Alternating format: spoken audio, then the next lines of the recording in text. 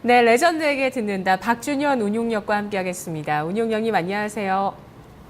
네, 반갑습니다. 박준현입니다. 네, 지금 지수는 탄력이 다시 좀 떨어져서 상승폭을 다소 반납하고 있는데요. 실적 시즌에 업종 분석을 또 가치주 투자 관점에서 계속 해주고 계시잖아요. 네, 그렇습니다. 예, 오늘은 어떤 쪽 선택해서 분석해 주시나요? 예, 실적이 중요하죠. 우리 시장이 최근에 주가가 2000포인트 초반까지 밀린 부분 자체는 경기 부진과 특히 2분기 조선 IT 건설 업종을 중심으로 해서 실적 부진 영향이 가장 크다고 좀 봐야 될 것 같습니다. 그래서 실적을 보고 투자하게 되면 요즘 같이 변동성 국면에서도 주가가 반등할 때는 좀 빠르게 회복이 좀 되니까 실적이 좀 중요하다. 특히 이제 2분기 실적은 어떻게 보면 반기 정도 되지만 50%지만은 거의 2분기 실적까지 뚜껑이 열린다 한다면 거의 올해 연간 실적의 거의 7~80% 정도를 추정이 가능하다는 관점에서 2분기 실적, 반기 실적이 중요하다고 말씀 좀 드리고 싶고요. 2분기 실적 시즌에 전체적으로 실적 시즌 같은 업종별로 특징 업종을 중심으로 해서 실적 중간 점검을 해드리고 있습니다.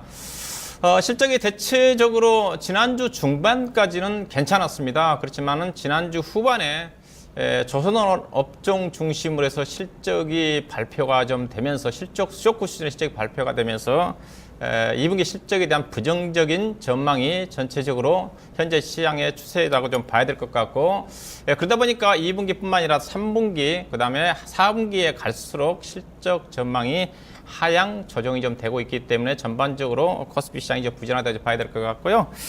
자, 오늘 제가 얘기해 드릴 업종은 정유화학 업종입니다.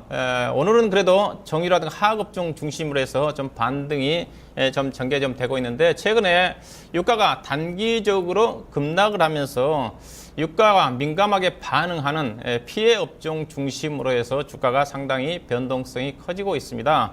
단기적으로 유가 전망과 그다음에 수혜 업종, 피해 업종에 대한 전략과 그다음에 정유 업종, 화학 업종에 대한 실적 점검과 향후에 투자 전략을 고민하는 그런 어떤 시간을 갖도록 하겠습니다. 자, 유가 전망을 좀 짧게 좀 해드리도록 하겠습니다. 제 전망이기다 보다는 전반적으로 어떤 시장에서 예상을 하고 있는 전망이다 좀 봐야 되겠죠. 일단은 유가가 국제 유가가 WTI 기준으로 해가지고 6월 말에 약 61불대 정도까지 상승을 했었죠. 전일 WTI 유가가 약 45불대니까 WTI 기준에서 약 27% 정도 단기간의 고점 대비해서 하락을 했고, 그 다음에 우리나라에서 많이 사용하고 있는 두바이유 같은 경우 65불대에서 전일 50불 초반, 51불 정도까지 하락을 했으니까 약 21.5% 정도 급락을 했다고 좀 봐야 될 것 같습니다. 자, 유가의 급락 요인 부분 자체는 수요와 공급의 원칙에 따라서 공급 물량이 증가가 된 부분이 가장 큰 요인이라고 좀 봐야 되겠죠. 유가가 하락했음에도 불구하고 약세에도 불구하고 지난 7월 달에 원유 생산량을 보게 되면 대체적으로 원유 수요 자체는 월간 단위 기준에서 3천만 배럴인데 3,200만 배럴, 즉 200만 배럴이 초과 공급이 좀 되고 있다는 거죠. 이 부분이 가장 큰 요인인 것 같고요. 그 다음에 중국 경기를 비롯해 가지고 전반적으로 경기 부진 자체가 원유 수요 감소 요인으로 작용하고 있는 거고, 그 다음에 미국의 조기 금리 인상, 빠르면 9월 내지는 12월 금리 인상이 대두가 좀 되면서 달러가 강세를 좀 보이다 보니까 투기적인 수요 자체가 상품 가격 중심으로 해서 전반적으로 유입되지 않고 있는 부분가 요인이라고 봐야 될 것 같고, 그 다음에 최근에 이제 이란의 협상이 좀 타결되면서 추가적으로 이란의 공급 물량까지 나오게 된다 하더라면 전반적으로 유가했던 과잉 생산 등으로 인해서 유가가 당분간 지속적으로 전망이 좀 되지 않겠는가, 저유가 지속되지 않겠는가 하는 게 대체적인 시각이고, 저도 당분간 유가가 반전할 수 있는 그런 모멘텀은 크지 않다고 좀 보고 있다고 좀 봐야 될 것 같고요. 그렇다면 유가 부분 자체가, 저유가 부분 자체가 국내의 경기라든가 주식시장에 어떤 영향을 미치느냐. 일단은 과거의 저유가 자체는 분명히 우리나라 경기에 악재보다는 호재성 요인이 압도적으로 많았습니다. 그렇지만은 2000년도 이후에는 대체적으로 많이 수혜보다, 유가 하락에 따른 수혜보다는 악재성 요인도 많이 부각되고 있다고 좀 봐야 되겠죠. 그 이유 자체는 주요 자연 부국들에 대해서 우리나라에 대한 수출 비중이 경기에 대한 의존도가 많이 커졌다는 겁니다. 표를 보시게 되면 2000년도하고 현재 2014년도를 보게 되게 되면 과거에 2000년도에 보게 된다면 우리나라 교육국가 1위가 미국이었습니다. 그 다음에 유럽, 그 다음에 자원부국 순위였고, 그 다음에 중국 순위였는데 작년도 이후에 우리나라의 어떤 수출에서 차지하는 비중이 커진 게 중국하고 자원부국입니다. 이들 국가들은 결국은 이들 자원부국 국가들이 그래도 상품 가격 강세를 보이면서 재정이라든가 경기가 괜찮아야지 우리나라 수출 기업들이 상대적 수출이 진행이 좀 된다는 관점에서 현재는 어떻게 보면 유가 하락 국면 자체가 전반적으로 우리나라 경기에 미치는 영향은 부정적으로 작용하고 있다고 좀 봐야 될 것 같고요. 이에 따라서 유가 업종별로 수혜 업종과 뭐 하락 업종이 딱 뭐 구분이 되어 있다고 보시면 될 것 같습니다.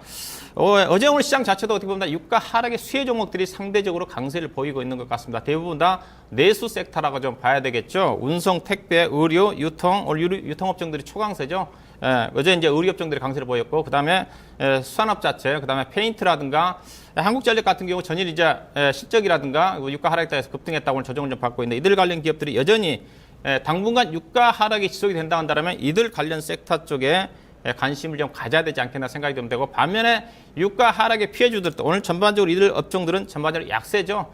특히 조선이라든가 건설업종 같은 경우는 유가가 회복이 좀 돼야지 모멘텀이 부각이 좀 된다는 같이 보셔야 될 것 같고, 종이업종 같은 경우도 실적 자체는 2분기 실적 자체는 서프라이즈한 실적이지만은 향후에 또 유가 변동에 따라서 상당히 실적에 대한 불확성이 커진다는 관점에서 상대적으로 하악업종에 비해서는 보수적인 관점에 접근해야 되지 않겠나 생각이 좀 되고, 자, 유가 하락과 관련된 업종, 정유업종과 그 다음에 하악업종에 대해서 실적 점검 좀 해드리고 그에 따른 투자 전략을 고민해보는 시간을 좀 갖도록 하겠습니다.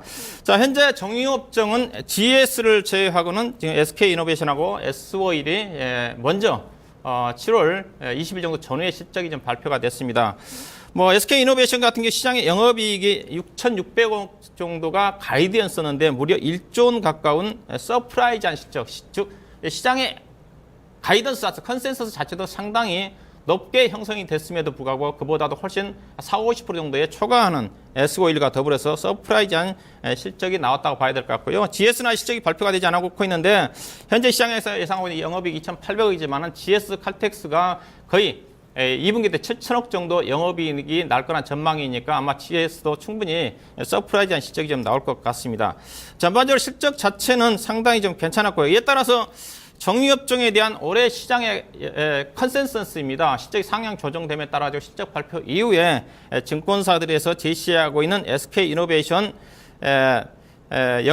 영업이익 자체는 1조 9천억 정도 예상을 좀 하고 있는 거, S-오일도 지속적으로 증가될 것으로 예상을 하고 있는데, 이 부분 자체는 이제 정유업종 자체는 7월달 이후에 유가 하락과 그다음에 정제 마진이 8불대에서 4불 정도까지, 지금 한 4불대입니다. 거의 4불대면 거의 BEP 수준 아래입니다. 그걸 감안하면 약간 실적 자체는 약간 하향 조정될 가능성이 크다는 것을 염두에 좀 두셔야 될 것 같고요. 그래서 현재 추정 실적 자체는 정유업종 자체는 약간의 하향 조정될 가능성이 있겠지만 그래도 2분기 정도까지 워낙 서프라이즈한 실적을 내놨기 때문에 전반적으로 정유업종 주가 자체는 그렇게 나쁘지 않다고 좀 봐야 될 것 같습니다. 일단은 정유업종에 대한 전망과 전략을 좀 말씀드리면, 일단은 유가의 변동성 확대 때문에 향후의 실적에 대한 그래도 불확성이 좀 증가될 수가 있다. 다만 1분기 때, 2분기 때 실적 자체가 순수하게 일회성 이익이 아니라 전반적으로 정제 마진이라든가 그런 부분에 대한 개선폭 자체 실적의 증가 요인으로 작용을 했다는 측면을 좀 보셔야 될 것 같고, 다만 이제 3분기 때는 조금 전에 얘기했다시피만 거의 한 70% 정도의 영업이익이 이제 글까 말까라는 전망입니다. 최근에 유가 하락에 따라 가지고 그렇지만은 올해 2015년도 예상 실적 기준으로 해서 PER이 6배에서 8배 정도 되는 수준이니까 유가의 어떤 변동성을 감안한다 하더라도 상대적으로 저평가를 받고 있지 않겠는가 그렇게 말씀드리고 싶습니다. 그렇지만은 단기적으로 유가 하락 국면이기 때문에 모멘텀 자체가 안 좋다는 거죠. 그런 측면에서 제한적인 상방과 하방이 제한적인 또 등락 국면이 전개되기 때문에 하락 시점에서는 매수하고 상승 시점에서는 단기적으로 비중 축소를 하면서 유가의 어떤 향후 추이를 지켜보는 그런 전략이 필요하지 않겠는가 그렇게 좀 말씀 좀 드리고 싶고요. 다음은 화학업종입니다. 화학업종은 현재 하나케미칼을 제외하고는 실적이 다 발표가 됐습니다.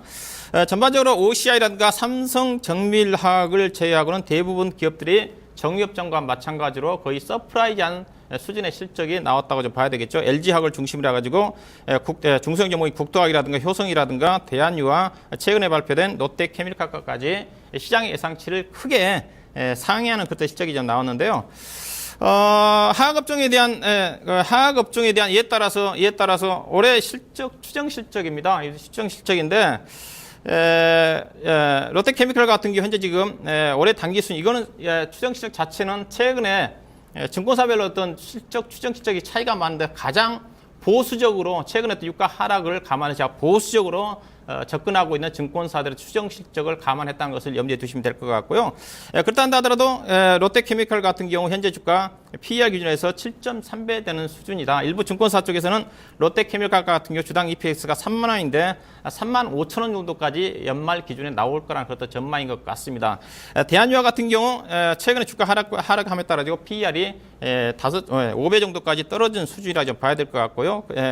SKC의 그것도 PER 낮은 부분 자체는 일회성 이익이 좀 반영되어 있다는 것을 염두에 좀 두셔야 좀 될 것 같고 전반적으로 태양광 업체인 하나케미칼이라든가 그다음에 OCI를 제외하고는 실적이 크게 증가되는 쪽이고 다만 금호석유와 관련된 합성 고무 시장 자체는 여전히 나쁘다는 관점에서 크게 실적의 변동이 없는 것 같습니다. 이에 따라서 하학업종에 따른 어떤 전망과 전략은 최근에 이제 하학업종의 주가 하락은 유가 하락으로 인해 가지고 일부 제품 가격이 즉 롯데케미칼의 주력 제품인 HDP라든가 그다음에 엠리지라든가 가격이 최근에 급락을 했습니다. 그 부분 때문에 제품 가격이 약간 스프레드 마진이 축소가 좀 되면서 3분기 이후에는 실적이 크게 좀 하향되지 않겠는가 그렇다 전망인데 대신 유가 하락 자체가 급락을 하면서 원재료인 납사 가격도 함께 하락하고 있기 때문에 그 부분 자체는 제한적이지 않겠는가 좀 봐야 될 것 같고요. 일단은 3분기 실적 자체는 분명히 2분기 실적이 고점을 형성하고 3분기부터는 실적 자체는 하향 조정될 것 같습니다. 그렇지만 조금 전에 정유업종처럼 70% 정도 순위 급감한다든가 그럴 가능성은 거의 없다고 좀 보시면 될 것 같고 2분기 대비해서 약 20% 정도 수준에 있던 실적 감소 요인은 감안해야 되지 않겠다. 최근에 주가 하락은 그런 또 국면이라 좀 봐야 될 것 같고요. 업황이 좋아지기 위해서는 결국은 추가적으로 좋아지기 위해서는 이제는 중국 경기 회복 자체가 중요하다고 좀 봐야 되겠죠.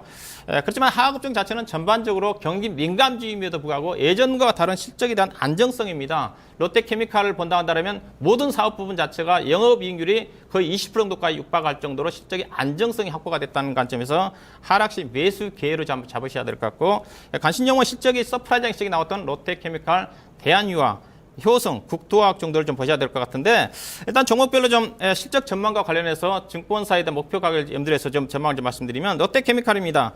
조금 전에 반기까지 단기 순이익이 롯데케미칼이 5,800억 나왔습니다. 작년에 1년 단기 순이익이 1,400억 있으니까 반기까지 작년 1년 실적을 거의 3배 가까이 달성을 했다고 좀 봐야 될 것 같고 반기까지 실적을 보게 되면 롯데케미칼의 주당 EPS가 2만 원입니다. 전일 종가가 22만 원에 떠 있으니까 PER 기준에서 11배 되는 수준이라는 거죠.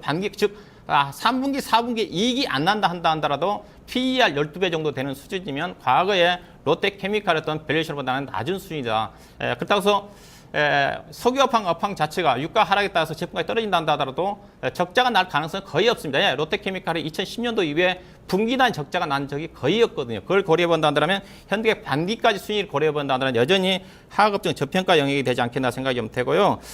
증권회사에서 목표하고 있는 가격이 최근에 실적이 발표된 이후로 목표 가격이 33만 원에서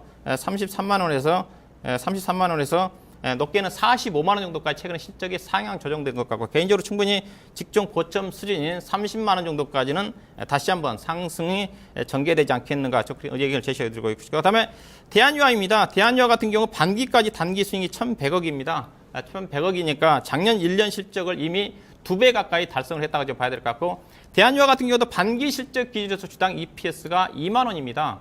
전일 주가가 14만 원대니까 PER 기준에서 반기까지가 7배 되는 수준이라는 관점에서 주가는 상당히 싸 보이는 것 같고요. 향후 예산은 이제 3분기부터 새로운 증설 물량 자체가 성장 모멘텀을 반영할 것 같고 증권사에서 제시하는 목표 가격이 재계약시 21만 원대에서 28만 원입니다. 개인적으로 충분히 25만 원 정도까지는 다시 한번 장의 안정을 찾는다면 상승 가능성이 있지 않게 생각이 좀 되고 그 다음에 효성입니다. 효성도 뭐 서프라이즈한 실적이 좀 나왔고 분기단 체계대 실적이 나왔는데 일단은 효성은 어떻게 보면 유가 하락과 별로 관련이 없습니다. 오히려 유가 하락의 수혜주죠. 효성의 주력 제품이 화학하고 섬유 쪽입니다. 화학하고 섬유 쪽, 그다음에 산업자재 쪽인데, 그다음에 중공업 사업 분야인데, 이번 최근에 실적을 견인하고 있는 분야가 스판넥스입니다. 스판넥스 원재료 자체가 나일론 원사이고, 그다음에 화학 섬유 쪽 자체가 PP라든가, 그다음에 TPA라든가 그쪽이기 때문에 그래도 제품 가격이 하락한다 한다면 오히려 효성의 어떤 유가 하락과 관련해서 수혜를 받을 수 있다는 관점에서 최근에 유가 하락과 관련해서 효성 주가 자체가 빠졌던 부분 자체는 지나친 게 아닌가 생각이 좀 되고요. 충분히 16만 원 정도까지 목표 가격이 가능하지 않겠는가 해서 16만 원 정도까지 목표 가격을 잡고 접근한 매매 좀 가능할 것 같고, 증권사에서는 최근에 실적이 좀 발표되면서 높게는 20만 원 정도까지 뭐 잡아놓은 것 같습니다. 뭐 실적이 증가됨에 따라서 과거 이제 효성 같은 경우는 부채가 상당히 많았었는데 뚜렷하게 재무 내용도 증가가 좀 된다는 관점에서 분기단 2천억대의 어떤 안정적인 이익이 지속적으로 가능하다는 관점에서, 또 하반기 때 폴리케톤이라는 별도가 8월 달부터 가동이 좀 되는 거니까 이런 어떤 부분을 감안한다 한다면 충분히 13만 원대 초반 정도에서는 매수가 가능한 그런 가격이 되지 않겠나 생각이 좀 되고요. 그 다음에 이제 화학업종 중에서 국도화학입니다. 국도화학이 석유화학 원재를 통해서 에폭시 수지를 좀 만든 회사인데, 에폭시 수지 자체는 상당히 수요 자체가 견조하다 보니까 제품 가격대 스프레드 마진 자체가 여전히 강세입니다. 에폭시 수지 자체는 전방 산업 자체가 전기전자라든가 건설이라든가 그 다음에 우주항공이라도 상당히 다양합니다. 회사가 거의 시장에 독점적인 지위를 확보하고 있기 때문에 꾸준하게 실적이 좀 좋아지지 않겠나 봐야 될 것 같고요. 일단은 분기단이 2분기 영업이 233억으로 뭐 최고 실적이 났는데, 현재 스프레드 가격 자체는 상당히 견조하기 때문에 3분기 이후에도 추가적인 실적이 좀 전개가 좀 될 것 같습니다. 3분기에 비수기에도 불구하고 차당 최대 실적이 갱신될 거라는 전망인 것 같고, 그 다음에 이제 올해 주당 배당금 자체도 2,000원 정도가 나온다는 관점에서 재무 내용적으로 상당히 우량하다는 관점에서 뭐 충분히 주가 좀 많이 올라왔지만 중기장기적으로 꾸준하게 우상향하는 그런 흐름으로 전개되지 않겠는가. 증권사에서 최근에 실적이 발표된 이후에 12만 원 정도까지, 적게 10만 원에서 12만 원 정도까지 목표 가격이 나오는 것 같은데, 일단은 현재 주가 아마 8만 원대 정도 줬는데 10만 원 정도까지 충분히 상승이 좀 가능하지 않겠는가, 뭐 그런 어떤 관점에서 전일 유가 하락과 관련해서 관련 종목 주가 많이 빠졌습니다. 이들 종목들은 실적에 전혀 문제가 없고, 만약에 이들 종목들이 화학업종이 대표적인 실적 호전 업종인데 이들 업종이 주가가 안 된다 한다 전반적으로 시장 자체가 쉽지 않다고 좀 봐야 되겠죠. 그런 어떤 관점에서 주가 하락분에서 실적 호전 종목들, 이들 화학업종은 지속적으로 관심을 가져볼 만한 섹터다, 그런 말씀 좀 드리고 싶고요. 네, 오런 버핏형 관심 종목 전반적으로 최근에 시장이 부진하다 보니까 종목들이 좀 부진합니다. 그래도 지난 주간 단위로 주가 하락면에서 올라온 주가가 이제 대한해운 주가가 좀 올라온 것 같고, 대한해운 주가가 좀 올라온 것 같고, 성창산업은 뭐 거의 고점 수준까지 다시 올라온 것 같죠. 여전히 수급이 좀 괜찮기 때문에 보셔야 될 것 같고, 서유산업 같은 경우도 전반적으로 지금 음식료 업종 주가들이 강세를 좀 보이고 있는 쪽이고, 최근에 국제 곡물 가격 자체도 지금 다시 크게 하락을 했기 때문에 자회사에 대한 실적 개선을 감안한다 한다면 다시 고점 돌파가 충분히 가능하지 않겠나 생각이 좀 되고, 그다음에 유가 하락과 관련해서 최근에 건설학 주가 자체도 상승을 하다가 유가 하락 때문에 주가 빠졌는데, 건설학 자체도 대표적으로 유가 하락의 수혜주입니다. 수혜주라는 관점에서 다시 매수 관점에서 접근이 좀 가능할 것 같고, 가장 부진한 종목이 지금 KC 그린 홀딩스인 것 같습니다. 실적에 대한 약간의 또 우려감이 있어 주가 빠진 게 아니라 실적은 전혀 문제가 없는 것으로 보이고 있고, 최근에 주가 하락분에서 개인 투자가들의 신용 물량이 좀 빠지면서 하락이 좀 나온 게 아닌가 생각이 드는데, 거의 저점은 좀 형성이 좀 된 것 같고요. 그다음에 이제 동원개발 주가 자체도 최근에 지금 거의 목표가에 근접했다가 주가가 좀 하락이 좀 나오고 있는데, 여전히 건설업종 주가 자체는 조금 전 유가 하락 국면에서 대형 건설사들은 부진합니다. 최근에 1분기 실적, 2분기 실적을 본다 한다 하더라도 해외 쪽에 기반을 두고 있는 건설업체들이 전반적으로 국내 쪽은 괜찮았지만은 전반적으로 실적 자체가 IT 업종, 건설업종, 조선업종과 더불어서 전반적으로 부진했다는 관점에서 여전히 국내 쪽에 기반을 두고 있는 건설업종 중심으로 해서 관심은 지속 가져볼 필요가 있지 않겠나 생각이 좀 되고, 그다음에 이제 베이직하우스 주가 자체도 조금 약세를 좀 보이고 있는데, 섬유 의복업종 국내 이제 2분기 때 실적에 대한 플러스 해소가 좀 되면서 하반기 때는 중국제 쪽에 대한 성장 모멘텀 부각되면서 현재 했던 하반기로 갈수록 실적 모멘텀이 부각이 된다는 관점에서 여전히 관심권에서 매매가 가능하지 않겠나 생각이 좀 되고요. 자, 오늘 시장 올가의 격언 한마디 하면서 좀 마무리 짓도록 하겠습니다. 자, 이거 뭐죠? 모두가 주식을 팔려고 하는 시장이라면 매수하라. 이건 뭐 어떻게 보면 역발상이죠. 올가의 격언입니다. 예, 모두가 주식을 팔려고 한다는 것 자체는 시장이 그만큼 팔 물량은 다 팔았기 때문에 예, 반등이 나온다는 의미겠죠. 이게 역발상 투자라고 하실 것 같은데 그렇지만 역발상 투자 자체가 시장에서 통하겠지만은 제가 오런 버핏 시각에서 본다는 역발상이라는 자체가 제가 선택적인 역발상 투자를 하라고 그랬었죠. 무조건 주가가 조선업종이 많이 빠졌다고 그래가지고 건설업종에 많이 빠졌다는 매수하는 게 아니라 선택적 역발상 투자하는 것 자체는 시장에 대해서 지배적인 사업자, 시장 지배적인 사업자, 그동안 미래에 대해서 높은 실적에 대한 예측을 가지고 있는 그런 또 종목이 일시적으로 최근과 같이 시장, 글로벌 시장의 또 불확성과 함께 주가가 빠진 국면에서 충분히 저평가가 되는 그런 또 종목들을 매수하라는 거죠. 제가 그런 또 종목들 위주로 해서 매매했던, 언급했던 종목들이 아마 대표적으로 주가가 빠졌을 때 언급했던 종목들이 아마 AK홀딩스라든가 대상이라든가 한샘 주가였을 거죠. 그렇죠. 제가 6월 달에. 그들 종목들은 현재 종합주가지수가 거의 저점권에 내려와 있지만 그들 종목들은 다 주가가 상승을 했습니다. 즉, 선택적 역발상, 남들이 주식을 팔 때 사야 되는 것은 맞는 말이지만 그것도 선택적인 역발상 투자를 가지고 접근하라. 그렇게 좀 말씀드리면서, 오늘이 좀 화요일이죠. 저는 목요일 날, 금요일 날 다시 뵙도록 하겠습니다. 고맙습니다.